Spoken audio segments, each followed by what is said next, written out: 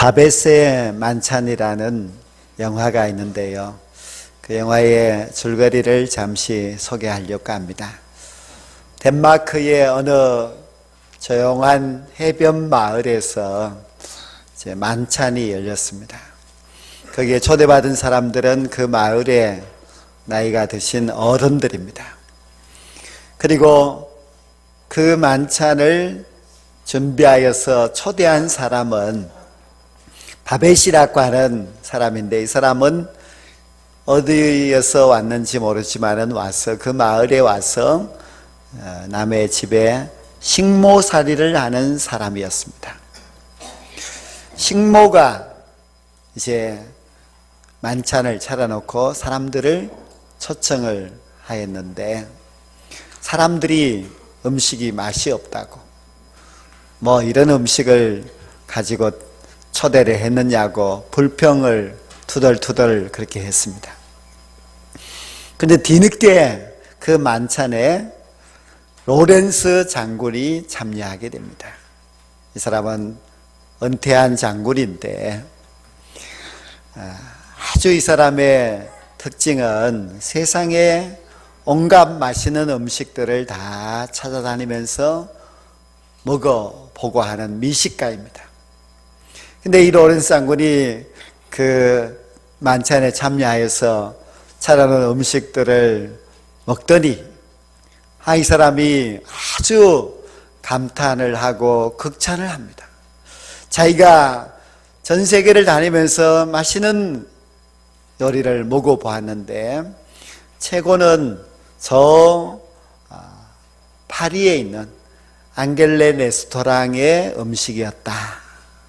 그런데 그 파리의 앙겔레 레스토랑의 음식과 똑같다는 것입니다. 사람들이 그냥 하는 소리겠지 했지만 이 사람은 정말 훌륭한 음식이고 너무 맛있다고 극찬을 하고 감탄을 하면서 먹었습니다. 그제서야 사람들이 그 음식을 좀 다르게 보면서 먹기 시작합니다. 사람들도 이 로렌스 장군이 칭찬을 하고 그렇게 맛을 아는 사람이 이야기를 하니까 자기들도 덩달아 따라서 야, 정말 맛있다 그렇게 이야기를 했습니다. 그런데 그 만찬을 준비하고 초대한 이 바벳이라고 하는 여인은 본래 프랑스 파리의 이 앙겔레 레스토랑의 주방장이었습니다. 정치적인 이유로 지금 피신을 와서 그 마을에 와 있었던 것입니다. 그러니 정말 세계에서 최고로 맛있는 음식이 맞습니다. 그런데 그 마을 사람들은 그것을 알지 못했습니다. 세상에서 가장 맛있는 음식을 먹으면서도 그 음식의 진가를 알지 못한 사람들이었습니다. 세상에서 가장 좋은 사랑을 받고 있으면서도 그 사랑의 진가를 알지 못하는 사람들이 얼마나 많습니까? 세계 최고의 사랑을 받고 있으면서도 우리가 하나님의 그 사랑의 진가를 알지 못한다면 우리는 얼마나 어리석은 자이겠습니까? 이제 대림절 셋째 주일을 맞이하고 성탄절이 2주 앞으로 다가왔습니다. 성탄절이 다가오면 우리가 요한이 말씀하였던 그 말씀이 생각나는데요. 하나님이 세상을 이처럼 사랑하사 독생자를 주셨다는 말씀입니다. 우리는 조용하게 이 말씀을 묵상해 보아야만 합니다. 하나님이 다른 분도 아니고 이 세상 최고의 존재이신 그 하나님께서 세상을 이처럼 사랑하셨다. 세상을 이처럼 사랑했다고 하는데 세상을 이처럼 사랑한 그 내용이 무엇인가 하면은 독생자를 보내주셨다는 겁니다. 이처럼 사랑하신 하나님의 그 사랑, 우리가 생각하면 생각할수록 너무 감격스러운 우리 하나님 아버지의 최고의 사랑이 독생자를 보내주신 사랑인데 우리는 그 사랑을 얼마나 감격스러워 하였습니까? 어느 한 가난한 목사님이 있었습니다.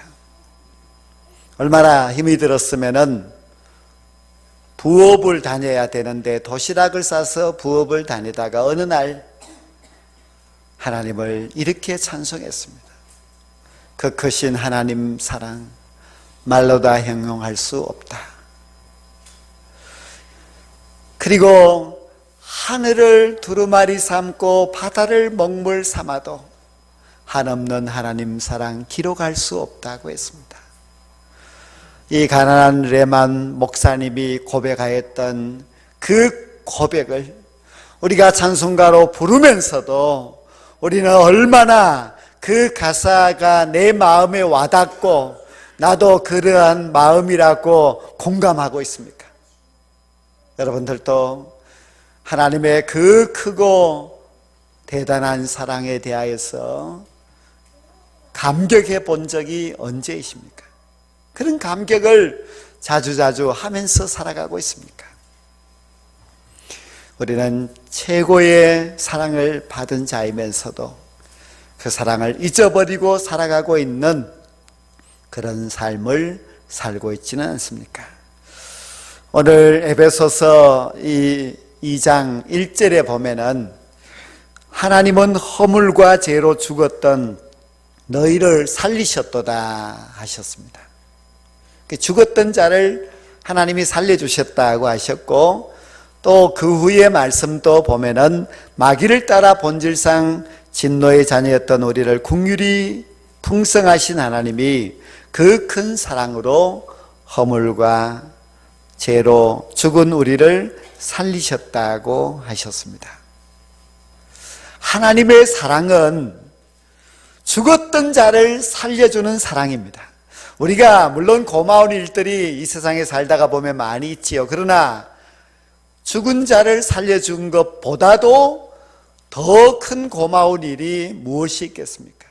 그런데 하나님께서 바로 우리를 죽은 자였는데 하나님이 우리를 살려주셨다고 하셨으니 그보다도 더 고마운 일이 어디에 있겠습니까?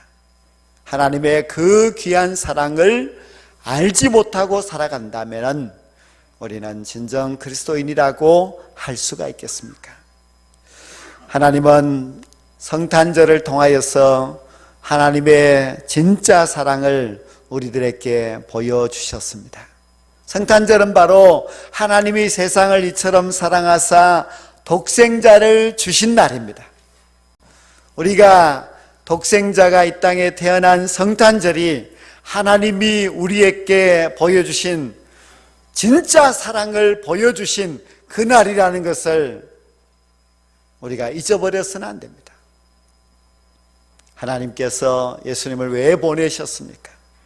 죄와 허물로 말미암아 죽어있는 우리를 살리기 위해서 보내주셨으니 하나님이 진짜 우리를 사랑하셔서 그 큰 사랑을 독생자를 보내주셔서 보여주신 이 귀한 날, 우리는 이 성탄절에 하나님의 사랑의 그 가치를 깨달을 수 있어야만 합니다. 하나님의 사랑의 가치를 깨닫는 귀중한 성탄절이 꼭 이번 성탄절이 그렇게 되기를 간절히 원합니다. 하나님께서는 독생자를 이 땅에 보내주셨지만은 그렇게 끝나지 아니하고 우리를 죄와 죽음에서 구원하여 주시기 위하여서 그 독생자, 그 귀한 예수님을 십자가에 달려 돌아가시게 하셨습니다. 우리의 죄를 대신하여서 죽게 하시고 우리를 그 모든 죄와 허물에서 구원하여 주셨습니다. 그래서 성탄절을 또 너무 귀중한 하나님의 사랑의 날이고, 그리고 십자가에 달려 죽으신 예수님은 하나님의 그 큰 사랑을 보여주신 분이시기 때문에 너무나 귀합니다. 하나님의 사랑의 진가를 깨달을 수 있는 성탄절, 그리고 하나님의 사랑의 그 진가를 우리가 십자가를 통하여서 볼 수 있는 그런 은혜가 있기를 간절히 원합니다. 우리는 이 세상에 믿지 않는 사람들과 다른 신분을 갖고 있습니다. 세상에 믿지 않는 사람들은 하나님의 그 큰 사랑을 받지 못한 사람들입니다. 그러나 우리는 하나님께서 자신의 독생자를 내어주시면서 우리를 구원하여 주셔서 하나님의 귀중한 자녀로 삼아주셨으니 얼마나 큰 은혜를 받은 사람인지 모릅니다. 우리가 이렇게 신분이 다르고 우리는 하나님께로부터 너무 큰 사랑을 받았다고 하는 그 사실을 잊어버려서는 안 되고 그 사실을 잘 간직해야만 합니다. 신분이 다르다는 말은 죄와 허물로 죽었던 그 옛날과 지금은 다르다는 것입니다.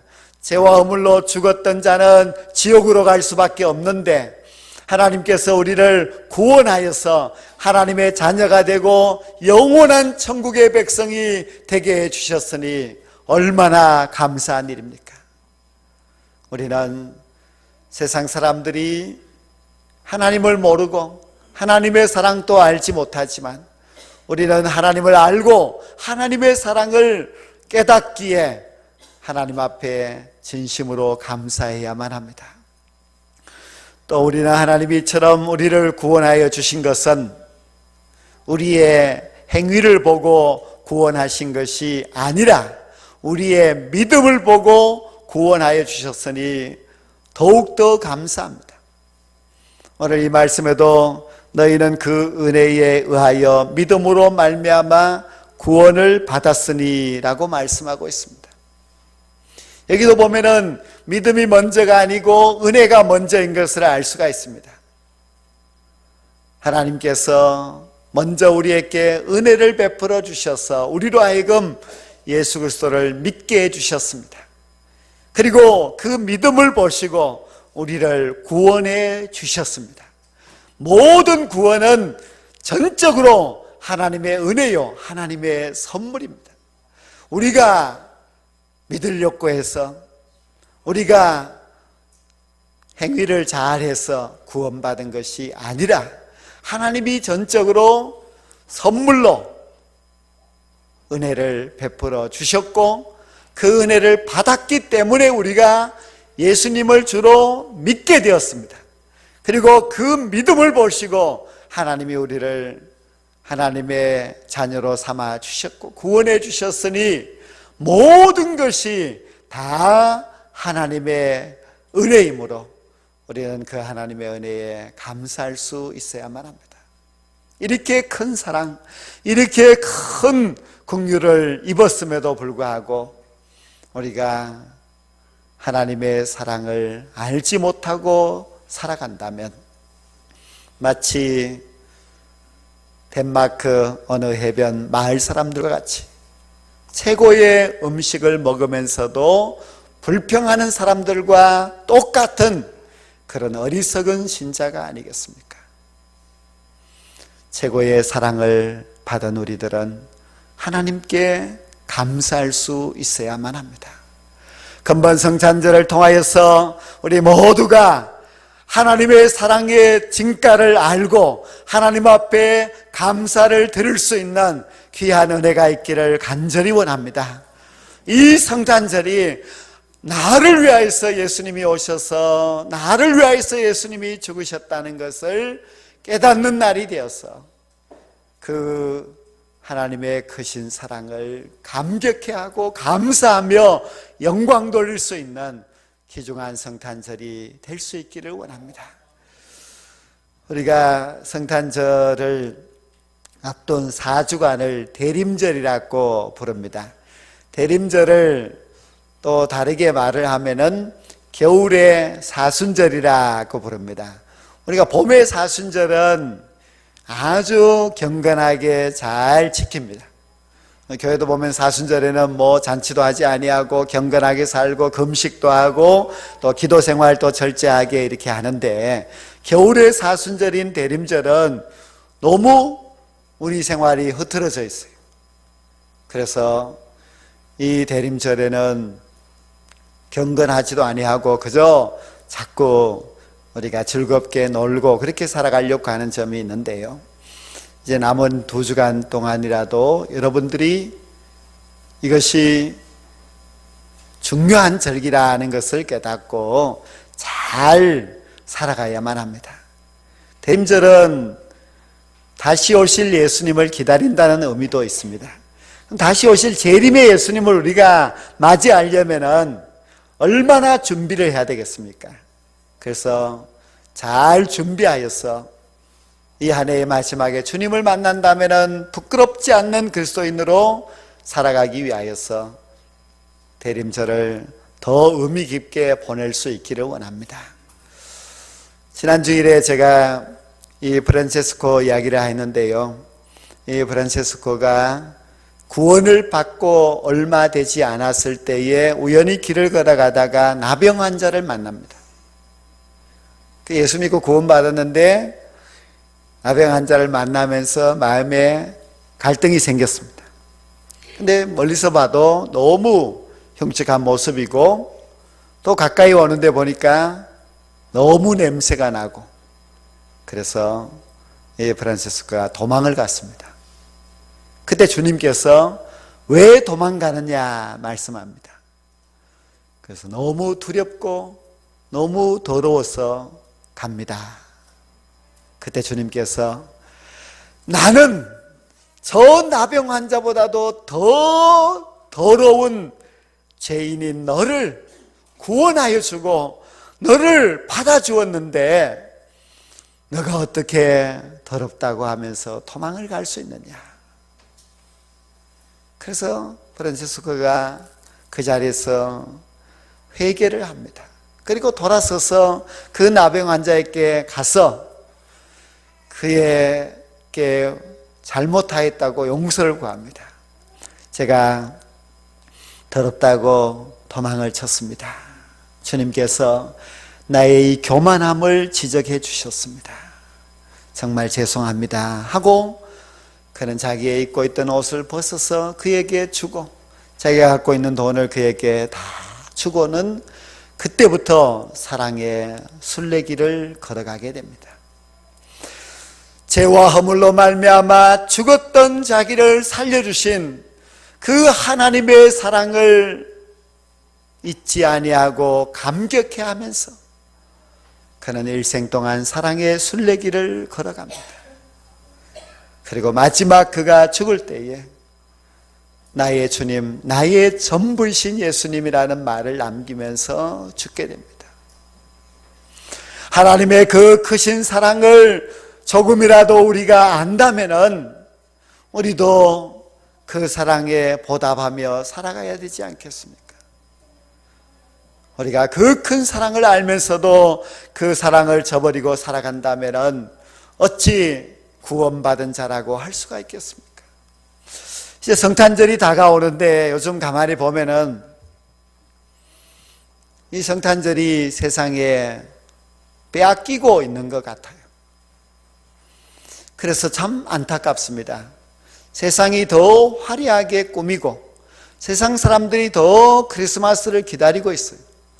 물론 그들이 기다리는 이유는 먹고 즐기기 위하여서 기다리고 있는 것이지만은, 그러나 세상이 더 이렇게 기다리면서 온갖 일을 하는데 교회가 너무 조용하고 잠잠한 것이 안타깝습니다.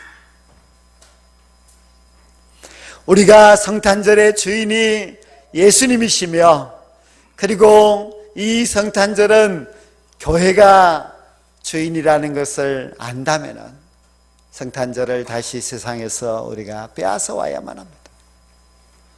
얼마나 교회가 잘 못했으면은 어떤 술 취한 사람이 교회 앞을 지나가다가 교회도 크리스마스를 지키네 그런 말을 했답니다.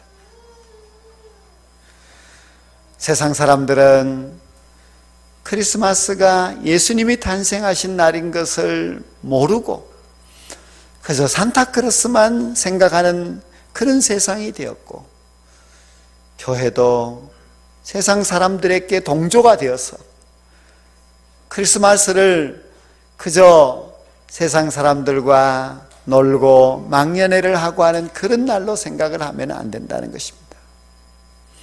우리가 하나님의 사랑의 진가를 안다면은 이 성탄절을 우리가 바르게 잘 지켜야만 합니다. 죄와 허물로 말미암아 죽을 수밖에 없던 우리 죄인들을 위하여서 하나님이 사랑하셔서 독생자를 이 땅에 보내주신 그 귀중한 사랑의 날이 성탄절이라는 것을 안다면 우리가 이 날에 진정 우리를 사랑하신 우리 하나님 앞에 감사하고 하나님께 경배드릴 수 있어야만 합니다. 우리가 성탄절에 하나님의 사랑의 진가를 알고 행하는 방법은 하나님을 경배하는 것입니다. 경배한다고 하는 것은 우리를 하나님께 드리고 또 하나님께 영광을 돌리는 것입니다. 그러니까 성탄절이 되면은 하나님을 경배할 수 있는 방법은 하나님께 나오는 이 예배 생활을 철저히 해야 됩니다. 우리가 예배를 드리지 않는다는 것은 하나님의 그 큰 사랑을 잊어버렸거나 무시하고 있는 것이나 마찬가지입니다. 예배자는 하나님의 사랑의 진가를 아는 사람입니다. 예배하지 않는 자는 하나님의 그 사랑의 진가를 모르고 살아가는 사람입니다. 우리가 그 큰 사랑을 받았다면 하나님께 예배하는 것이 당연합니다. 우리가 어떻게 예배해야 합니까? 목자들은 아기 예수님이 탄생하신 말구유에 가서 주님께 경배했습니다. 동방박사들은 자신들의 가진 소중한 예물을 드리며 주님께 경배하였습니다. 우리가 이 성탄절에 하나님의 사랑에 감사해서 하나님께 감사하려고 하나님께 경배하려면 우리가 정성을 다할 수 있어야만 합니다. 형식적인 예배가 아니라 살아있는 예배, 하나님께 그저 왔다가 가는 예배가 아니라 하나님을 진정으로 감사해서 영광 돌릴 수 있는 그런 경배의 예배가 될 수 있어야만 합니다. 또한 우리는 하나님의 사랑의 진가를 안다면 그 사랑을 전하는 자가 되어야만 합니다. 하나님이 우리를처럼 사랑하셨고 예수 그리스도가 이 땅에 오신 것은 하나님의 사랑의 결과라는 것을 세상에 알지 못하는 사람들에게 전해야만 합니다. 그들이 이 성탄절이 무엇인지를 똑똑히 알고 하나님께 감사하도록, 하나님의 그 사랑이 얼마나 귀하다는 것을 알 수 있도록 전해야만 합니다. 우리가 원래도 성탄절 예배가, 물론 대림절 예배도 다 성탄절을 향한 나아가는 예배이고 하지만 원래는 12월 25일이 주일이기 때문에 그 성탄절 예배가 이제 있습니다. 몇 번 있는데요, 여러분들이 꼭 참석하여서 나를 사랑하신 그 하나님의 은혜에 감사할 수 있어야만 합니다. 그리고 그 예배에 여러분 혼자 오지 마시고 여러분이 사랑하는 사람을 같이 좀 모시고 와서 같이 예배를 드리는 것도 굉장히 의미가 깊지 않겠습니까? 우리가 성탄절 오전에는 또 좋은 선물도 드리고 또 좋은 식사도 준비하고 이렇게 하는데요, 그 자리에 또 모시고 와도 참 좋겠고, 또 오후에는 우리가 정성껏 준비한 성탄절 축하 발표의 시간을 가집니다.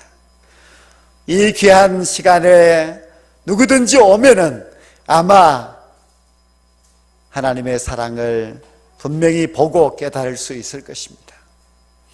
하나님의 사랑의 진가를 안다면 우리는 하나님을 위하여서 무엇인가 해야만 합니다. 그저 누군가가 하겠지 생각하고 구경꾼으로 와서도 안 되고, 동방박사와 같이 정성된 예물로 하나님 앞에 드리며 하나님께 그 사랑에 감사하여 경배하는 경배자가 되어야만 합니다. 그리고 그 사랑을 전하는 진정한 사랑의 전달자가 될 수 있기를 원합니다. 오늘 이 본문 마지막 절에는 이렇게 말씀하고 있습니다. 우리를 하나님이 만드셨는데 예수 안에서 선한 일을 위하여 지으심을 받았다고 했습니다. 사랑을 받은 자는 사랑을 전하는 자가 되어야 합니다. 사랑을 자기 혼자 간직하라고 하나님이 주신 것이 아니라 하나님은 우리를 보고 사랑을 전하는 자가 되기를 원하십니다. 이 큰 사랑을 받았는데 우리가 작은 사랑 하나조차도 행할 줄 모른다면 하나님의 사랑의 진가를 알지 못하는 사람입니다. 사랑하는 성도 여러분, 죄와 허물로 죽을 우리를 구원하여 주신 하나님의 그 사랑에 감사하는 성탄절이 꼭 될 수 있기를 원합니다. 그 사랑의 진가를 깨닫고 진정한 경배자로 이 성탄절을 맞이할 수 있기를 원합니다. 그리고 그 큰 사랑을 우리만 간직하고 있지 말고 우리의 가난하고 불쌍하고 어려운 그 이웃들에게 나누어 줄 수 있는 사랑의 진정한 실천자로 살아갈 수 있는 저와 여러분 모두가 될 수 있기를 간절히 축원합니다. 기도드리겠습니다.